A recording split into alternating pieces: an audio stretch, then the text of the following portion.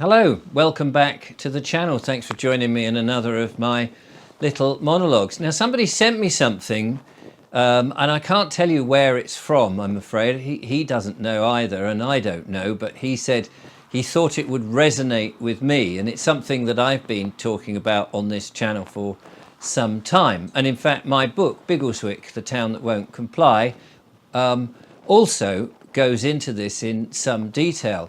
And you might be interested, if you haven't bought a copy, in having a look at it. But I wanted to read it to you. I'm going to read it off my phone just for the sake of ease, and see if it resonates with you. Now, as I say, it's not my work, and if it's your work or whatever, please excuse the fact that I'm reading it out. I just thought it was absolutely well put together, and I hope will get people thinking. And that's really all my channel is there to do, is to get people to think a little bit outside of the box. They may not necessarily agree with my thoughts or even with this, but you know, we do need to sort of sometimes think or challenge the norm, because sometimes the norm isn't necessarily good for us, as we've been learning over the last 5 odd years. So this is just a very simple thing. I shall read it to you now. It says, who said it was normal? Who gave them permission?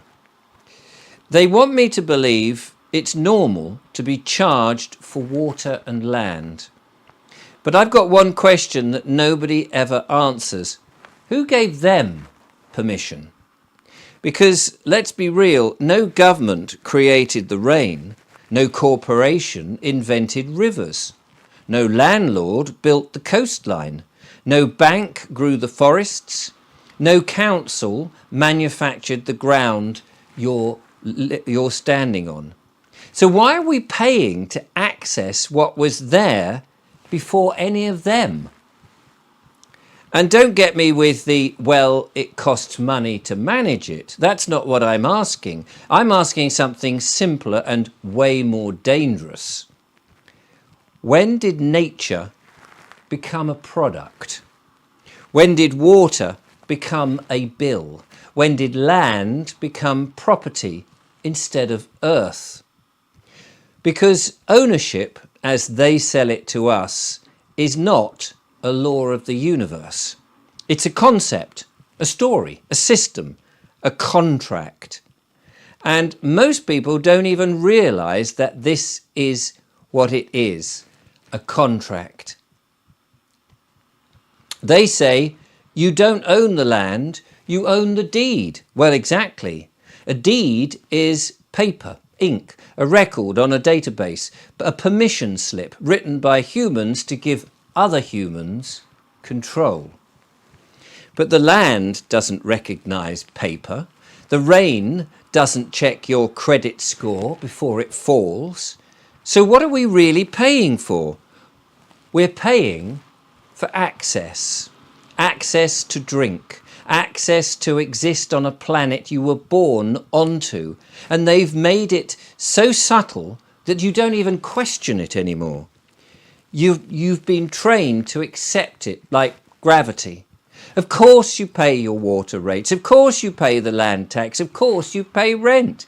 Of course you pay to connect to what's already there. But think about how insane that is. They didn't create the resource. They created the gate. They created the meter. They created the paperwork. They created the fee. Then they position themselves as an authority between you and the earth. That's the trick. Not creation, but control. And once control becomes normal, people start defending it as if it's moral. They say, well, if nobody owned anything, it would be chaos. Well, maybe, but that's still not permission. That's fear-based justification, because permission would mean you freely agree consciously with a real choice. So where was the choice? Did we vote on where the rain should be monetized? Did we sign a soul level contract saying, yes, I consent to being billed for hydration? Did we agree that walking on land would require lifelong payments? Did we agree that a family could be moved from their home because a number wasn't paid on time? No. We were born into a system that presents itself as reality. And the deepest part isn't even the water bill or the land tax. It's the mindset underneath it, that the earth is not yours, that life is not yours, that you are here conditionally, that your right to exist must be earned, proven, financed, approved. Then that's what they're really selling.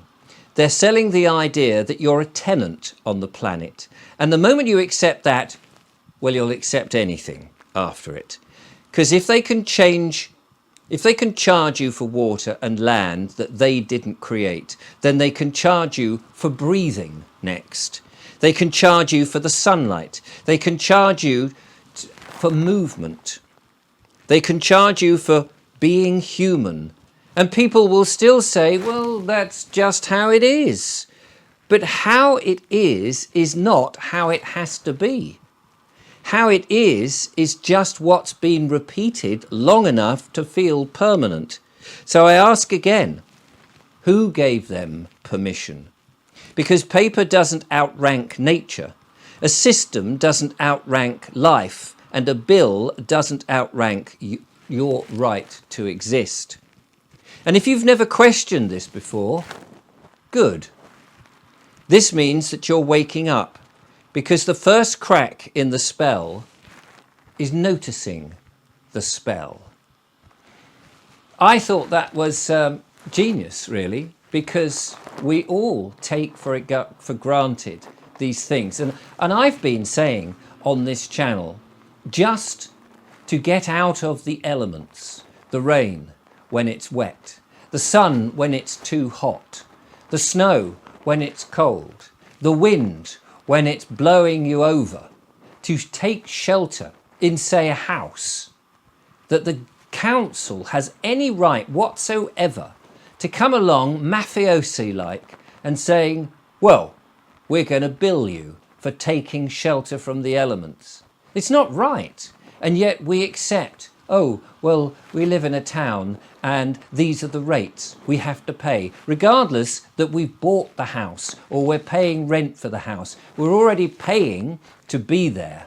And yet a council will come along and say, well, you haven't paid, so we're going to evict you. We're going to charge you. We're going to take your car away and we're going to crush it, or we're going to sell it at auction and we're going to take the money back. Who gave them permission to do any of these things? This earth that we find ourselves on, that we were born into or onto, is ours, not theirs. In my book, Biggleswick, these questions come up and people start to think about them and they start to ask those very same questions. They go to the council and it puts the council in a bit of a problem when they say, well, you didn't create this. If you created it, then I want to know, then that's fine, but you didn't create it. There's a situation where somebody is building stuff on the land and decides to go back on the land, and we see the building, the planning people coming along and saying, well, you can't, we own this land, you know, the Crown owns the land. And he very cunningly says, oh, does it? The Crown owns it. Well, that's strange. Before the Crown was here, the land was here. So how is it the Crown owns the land? Have you got a receipt from God? Because if you have got a receipt from God and you can show it to me, I will respect that. But if you cannot show me that the Creator has sold you the land so that you are now the landowner, I have no respect for you and I won't listen. And some of these arguments come up in the book. If you're interested, the book is only available from me. So email me, richard@vobes.com, and I will show you how you can purchase a copy. It's not expensive.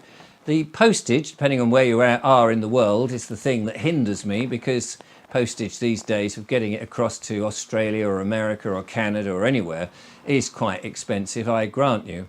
But the book itself, it's a hardback, it's got all these sort of arguments in. It's a fictional story, but with these questions in it that starts to make you think, yeah, who gave them permission to charge us, to throw us out of the house, to bill us for things that they have no right to do?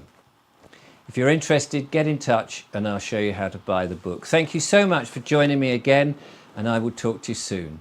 Till then, have a good day. Bye for now.